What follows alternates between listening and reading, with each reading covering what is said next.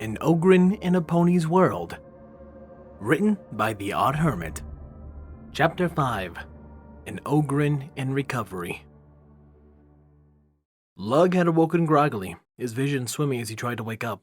All he could remember was him fighting the wolves and then nothing. He definitely survived, that's for sure. He wiggled his fingers and toes to check if they were all accounted for, and luckily enough, they were. The action seemed to elicit a giggle from a nearby pony. Rubbing his eyes, he blinked away the last vestiges of sleep and came to the realization that he was still in a cave, though it appeared that the interior had been transformed into a makeshift medical room. He tried to move, and the pain that lanced across his wounds demanded that he stay put, which he most certainly did. He groaned lightly and looked to his side to find Fluttershy there, watching him with a soft smile, Daffy perched on top of her head. Good morning, Lug. I'm so glad to see you're awake, she said happily, giving him a few pats on the arm. Boy, was he happy to see her. Daffy clambered down from the pony's body and made her way to Lug, squeaking happily as she nuzzled his chin. He returned the nuzzle with a welcome scratch behind the ears. Lug returned her smile with one of his own, but it was quickly chased away. A frown formed in his lips and his brow furrowed. Upon seeing his sudden change, Fluttershy's expression grew concerned and she kept a hoof placed on his arm. What's wrong, Lug? Are you okay? She asked gently. I thought you and the others hated me, said Ogryn, unable to look at her eyes. Fluttershy let up a small gasp. Oh, you poor dear. That's what you thought this whole time? Oh, sweetheart, we can never hate you, she said, her eyes wet with sympathy. She hugged the Ogryn's arm, careful not to squeeze too hard. Lug eyes went wide at the revelation, but surely they would have. He hurt Applejack after all. How could they not? Lug certainly wouldn't forgive anyone that hurt his friends. Though maybe the ponies are simply a very forgiving people. It was hard for him to wrap his head around. Meanwhile, Daffy side-eyed the pony, wanting to monopolize Lug's warmth. Nobody seemed to notice this as Lug continued. But I hurt Applejack. I'm just a big, dumb, stupid, angry, meaty beast creature, he said, scowling once again at his self-loathing made a comeback. This string of self-deprecation elicited yet another gasp from Fluttershy, but it was an angry one. Even Daffy gave him a stern smack on the chin, squeaking a long line of what Lug thought was sure to be admonishments. Now, Lug, what you did wasn't okay. You are most certainly not all that, she said tersely, her expression a rare one, but one of well-founded indignation. The little rabbit in front of Lug's chin crossed her fuzzy arms and nodded, squeaking in agreement. I don't know you very well, but I can tell you're a sweet colt. You didn't mean to hurt Applejack, did you, Lug? You just lost your temper. We all know that, and it won't happen again, will it, mister? She asked, raising an eyebrow. Lug shook his head rapidly in response, earning him another one of Fluttershy's motherly smiles. I'm glad. Oh, where was I? Here you go, Lug. I asked the core to make a soup that'll help you recover. Fluttershy then raised a wooden bowl filled with soup that smelled of fragrant herbs. Lug didn't like vegetables, not one bit, but he needed to be brave, or else Fluttershy would be sad. Mama would always get sad if he didn't eat his medicine, and he didn't like it when his mama got sad. Lifting the wooden bowl to his lips, he drank the soup like he would a shot, grimacing at the bitter taste. Fluttershy seemed to notice this and she gave him an understanding look, rubbing her cheek against his arm to comfort him. I know it tastes funny, but you're doing such a good job. I'm very proud of you, Lug, she said kindly, which prompted him to eat more. The more he ate, the more he got used to the taste. The more he got used to the taste, the more he ate. Soon enough, the bowl was empty, leaving Fluttershy quite happy with the results. She took the bowl from his hands and returned it to him, once again full of soup. It seemed she had an entire cauldron. Visibly crestfallen at the daunting task ahead of him, Fluttershy cooed softly, murmuring encouraging words of encouragement so that the Ogryn could make it through the trial with at least a shred of grace. Daffy did her best to help with the sneaky and quiet slurps of soup while she could, though she wasn't exactly a fan of it either. 30 minutes later, and the cauldron was empty, leaving Lug feeling a tad queasy, but satisfied that he managed to complete such a Herculean task. Meanwhile, Fluttershy did another once-over his wounds before sitting back and coming to a conclusion. He needed a better place to recover. Now that he was awake, he could be moved. All right, Lug. We're going to my cottage now, okay? Do you think you'll be able to move? She asked, earning a strong nod from the Ogryn. Now slowly, gently try to get up. She then helped him as best as she could, Lug wincing at the movement irritated his not even day-old wounds. When he stood, he had a hand on the cave wall to support himself as he made his way to the exit, Daffy on his shoulder and Fluttershy slowly walking aside him for emotional support. Fluttershy originally wanted Lug to fly out on a stretcher, but considering the fact that she and Rainbow Dash only had so much strength, she had simply settled for her cottage. Not that she minded, of course. Luckily enough, though, she had friends that could help. As Lug made his way out, he was shocked to see a massive cat-like beast, its massive red mane like that of a lion's. It gave him a level stare, its scorpion tail twitching as it laid eyes on him. Daffy was seemingly undaunted by the large creature, giving it the stink eye. The beast made no move to attack him or Fluttershy, and its predatory glare softened once it saw the little yellow pony. I really can't thank you enough, Nigel. Just know I very much appreciate you standing guard for us. Nigel purred as he smiled down at her, looking as if he were just happy to be there. Nigel and Lug locked eyes again, and to Fluttershy's surprise, they shared a respectful, almost knowing nod. The two of them knew strength, as they were both apex predators in their own right, and both shared a desire to protect Fluttershy. With all seriousness, they shook on it, hand in paw. This little show of respect seemed to elicit a cute giggle from the yellow Pegasus, making the two Goliaths melt at the sound. Nigel, do you think you can give Lug a ride to my cottage? As you can see, he's very hurt, and I'd be very pleased if you can lend me a paw. She asked kindly, getting a slow nod from the beast in response. He lowered himself to the ground to allow the Ogryn to mount it, which he promptly did. Nigel rose, a purr rumbling from his chest, as Lug ran his hands through Nigel's mane, marveling how soft it was. Lug quite liked the big kitty. Meanwhile, Daffy fumed with jealousy. She could have believed that Lug was petting the oversized feline rather than her. She squeaked her protest, though was quickly silenced as Lug paused to scratch her behind the ears. Fluttershy then flew up and landed on Lug's lap, getting herself comfortable for the ride ahead as she used his thigh as a pillow.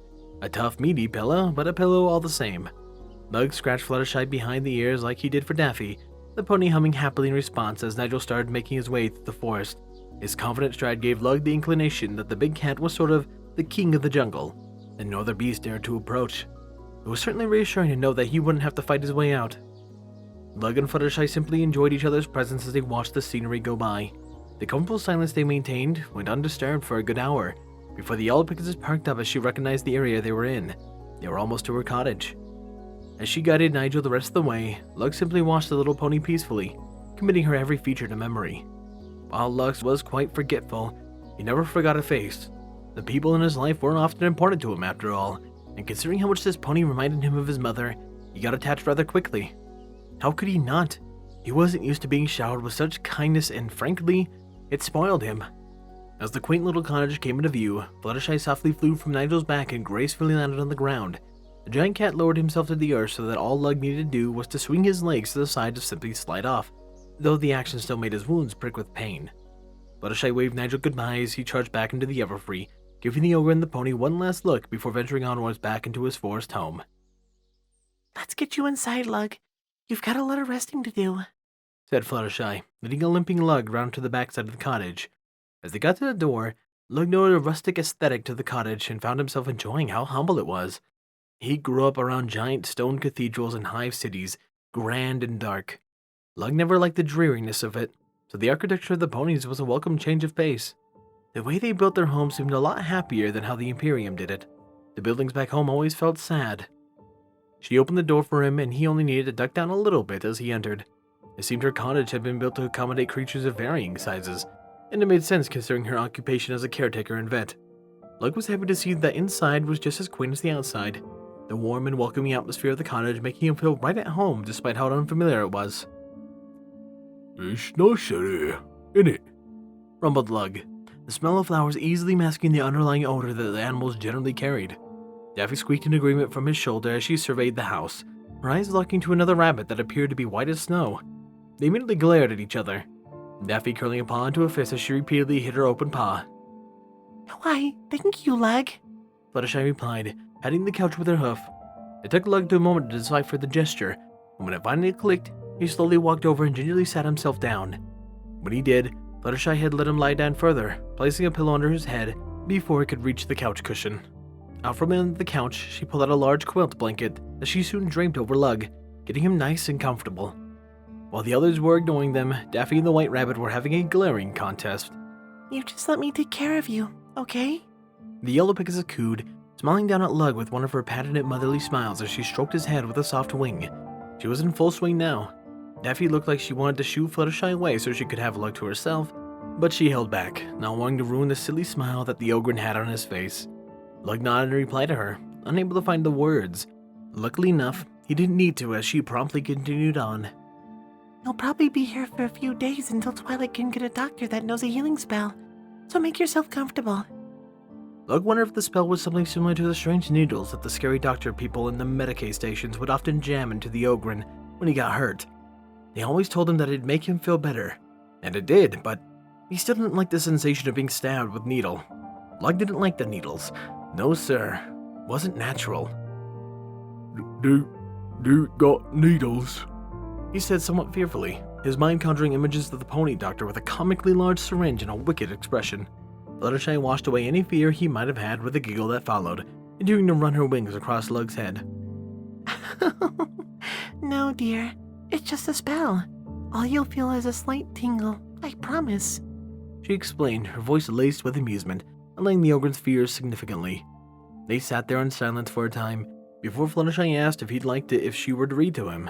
Of course, he was very enthusiastic about it. The last time he remembered someone reading to him was his big sister when they were in training together. Fluttershy brought out a book about animals. Some might have been disappointed, expecting an adventure story or a fairy tale, but Lug was simply happy to have somebody read to him. The only other person who had ever read to him were Don and the rest of the squad, and it was so that he could understand the bigger words and communications the squad would receive. Don always said that Lug and the squad were special, that they got special orders that only they could be trusted with. It made the Ogryn feel important, and that made him happy. As Fluttershy began reading, Lug found himself dozing off, not because of the subject of the book itself, no, but rather the soft voice that read to him. It was terribly comforting, and if he closed his eyes, he could easily imagine that it was his mama. The thought played on Lug's heartstrings, now taking greater comfort in the soft strokes of Fluttershy's wings. Lug missed his mama. That train of thought was quickly shut down, for a series of sharp knocks rattled the door cottage, making Fluttershy eep in surprise as she nearly jumped from her seat on the couch. The yellow Pegasus quickly collected herself and went to see who was knocking. It appeared to be a saddlebag-laden Twilight. Hey, Fluttershy. I got your message. I'm here to fill him in on the results of last night's test. Is Lug awake?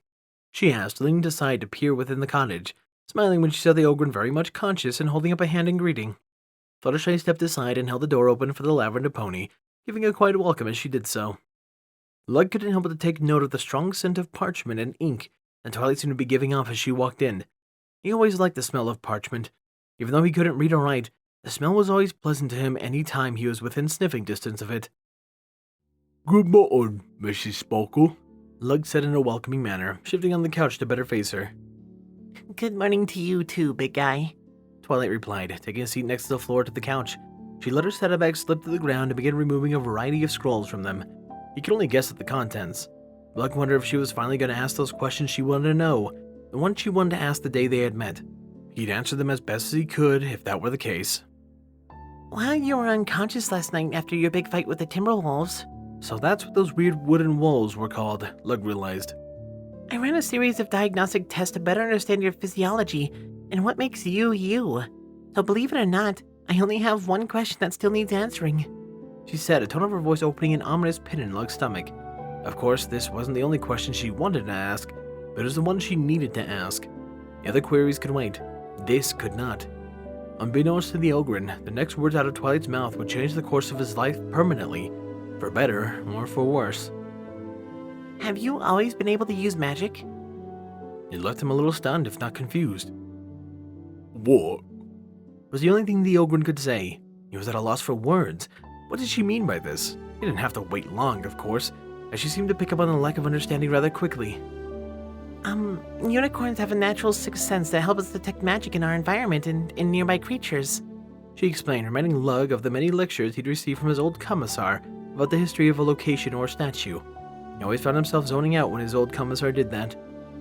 When we first met, your magical signature was so faint I couldn't pick up on it. But now, after the whole Everfree debacle, I can very clearly sense it. After examining the location where you fought the Timberwolves, there seemed to be a trace of magical remnants left over. Lug had to be honest. Still lost, Miss Sparkle. He said dumbly, giving her a vacant look. You could see her right eye twitch before she put a hoof on top of her head, heaving a weary sigh.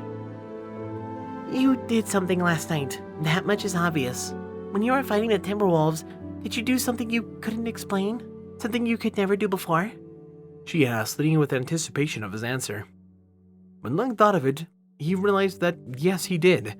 It was like he had been one of those psychers he heard so much about, and even got to personally witness the front lines. Though he heard those psychers received extensive training to control the erratic powers of the warp. It was confusing for the poor Ogryn.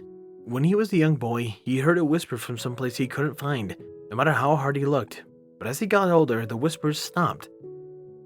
Yeah, when I was fighting them dinkies, I was really upset, cause...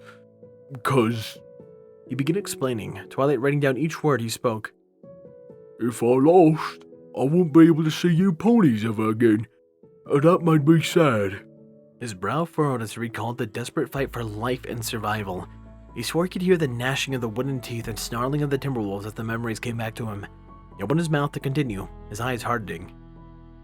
If I lost, them nasty them dinkies were gonna hurt little Apple Bloom and her friends. I couldn't let that happen. No, sir. He said angrily, his eyes becoming unfocused as if he were back in that clearing in front of the cave, fighting for his life and for the life of the fillies behind him. As my big sister always said, if the little ones are in trouble, it's an Ogryn's job to make the trouble go away. And my big sister is never wrong. He recited with conviction, raising a bandaged fist as he did so to emphasize the point. The scratching of a quill on parchment brought Lug back to focus, and he looked into Twilight's eyes, staring deep into her amethyst depths. I wanted to win a whole lot, cause I knew what I'd lose if I didn't. Next thing I knew, my fists were on fire, but it didn't hurt none. Made my punches more punchier too. He finished with an amused chuckle, remembering how the heads and the spines of the wolves were brutalized with every swing. Meanwhile, Twilight was scribbling furiously at this point, her mind racing 1,000,000 miles at a second. She knew what had happened, as this particular phenomenon had been documented thoroughly. It was called Extreme Magic Response, or EMR for short. It was a rare bodily response to life-threatening situations that allowed an individual to tap into their deepest magic reserves, enabling them to perform beyond their limits for a time. Examples included a unicorn that redirected a flood, an earth pony that took on an Ursa Major on equal ground, and a Pegasus who wrangled a tornado. But these happenings were very rare, and only ever documented in ponies. While the other races in Equestria had their own special magics, a case of EMR was never documented. This is what made Twilight so fascinated with Lug's particular case, wondering if it had anything to do with the other energies that resided within him. That someone answers that. So, Lug, when I did a scan of your body after the fight, I found 2 energies, she said, snapping a misty-eyed Lug back to attention. One was equestrian magic, the one we all share, but the other, it was wild and chaotic, not unlike Discord's magic. Do you have any clues as to what it could be? She asked hopefully, a glint in her eyes. Lug indeed knew. His short waltz into the warp did something to him, and he could feel it. Although he was very hesitant to tell Twilight, because she seemed to be the scholarly type that would go poking around where she shouldn't. He heard from Dawn that the group of psyker heretics once tried to mess with the warp and study it further, only for something catastrophic to happen. Lug didn't know exactly what went wrong, but the ensuing accident had accidentally obliterated the heretic compound from existence, leaving nothing but a giant smoking, crackling crater where it once stood. He didn't want Twilight or any of the other ponies to suffer the same fate. Yeah, but it's nothing to be messed with, Miss Sparkle. It's nasty, icky business, so I ain't telling you, he said sternly, shaking his head. Twilight visibly deflated at the news, and proceeded to go through all 7 stages of grief as she tried to coax the information out of the stubborn Ogryn, leaving her a sobbing mess by the end of it. She had been acting like he denied her the sanctity of life itself, and it thoroughly pained him. While the sight of the pony ugly crying to the floorboards hurt the Ogryn's heart, he couldn't bring himself to explain what the warp was. He didn't even know much himself, other than that's where all the mean-horned people came from and where psychers got their powers. But he knew that Twilight would most certainly go looking. He wouldn't be able to live with himself if something happened to her. Lug winced as she swung his legs over the end of the couch, Fluttershy's eyes hardening as he did so. She moved to stop him, but once she saw the Ogryn cradling a still crying Twilight, did she stay her hoof. Lug lay back down on the couch with Twilight on his chest, petting her tiny head with his huge hand. After that and some ear scritches, she finally calmed down enough to be coherent. If it's really that dangerous, I won't ask any further, but can I ask why it's so dangerous? She pleaded. her already large eyes widening considerably as she used her puppy dog eyes. She only ever used this on her parents and her brother when she was in Philly, though she was a tad rusty. Luckily enough, it worked as Lug's face softened. Alright, but it's a bit scary though, he said with finality, which prompted Twilight to jump off his chest and onto the floor, taking out a scroll of parchment and a quill, her face showing no evidence of a previous breakdown. Lug then dove into a rant about many horrors of the warp and the monsters he had fought. He had spoken to the 4 chaos gods that ruled the chaotic plane of existence and their great hordes of demons. By the end of it, the 2 ponies in the room had been wide-eyed with terror, huddled together in the couch where Lug told his gruesome tales.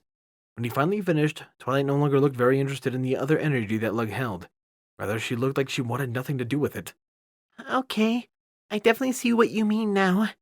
I'm gonna have nightmares for weeks, she said fearfully. Fluttershy merely nodded rapidly in agreement, her eyes glued to the floor. The poor mare looked like she was about to faint. Before Twilight could make an attempt at comforting her, Lug already had her scooped up and held to his chest. The Ogryn draped the quilt blanket over the 2 of them, trying his best to make her comfortable. I'm sorry, Fluttershy. The warp was real scary, isn't it? I don't like it. No, sir. Nasty business it is. I tried to tell you, he said softly, petting the Ogryn's Pegasus as she shivered under the covers. He found it funny how the roles had been reversed, and now that he was the one doing the comforting. But don't you worry none. Them demi beasties ain't much for a fully grown ogre like me, he said proudly, which seemed to somewhat squash Fluttershy's fears, but she likely wasn't going to forget anytime soon. Getting up, Twilight gave herself a thorough shake as if she was shaking off her nerves. She closed her eyes and took a deep breath so that she may heave a sigh, and began packing up her saddlebags. While she didn't learn what she wanted to know, she learned what she had to do. She supposed that was better than nothing at all. Alright, every pony. I'm gonna head home. I've got quite a letter to write to Princess Celestia. Thank you for answering my questions, Lug. I'll see about sending a doctor over. Be seeing you, said Twilight as she opened the front door with her magic, giving one last wave goodbye to Fluttershy before quickly closing the door behind her. Almost too quickly, as if she was eager to leave the area. After a good 20 minutes of gathering herself, Fluttershy vacated the warm covers and fluttered her wings. She gave Lug a grateful smile. I've got some chores to do and some errands to run. Will you be okay here alone for a while? She asked, receiving a nod in response. Okay then, Lug. Try to get some rest, okay? I'll see if I can cook you up some fish tonight, she said, suppressing a shudder at the thought of it. As Fluttershy went about her business, Lug got comfortable with Daffy dozing against his sideburns. It had been a long couple of days, and healing took a lot of energy. He had yet to see Apple Bloom and Applejack after the incident, and he was eager to make up for his mistakes.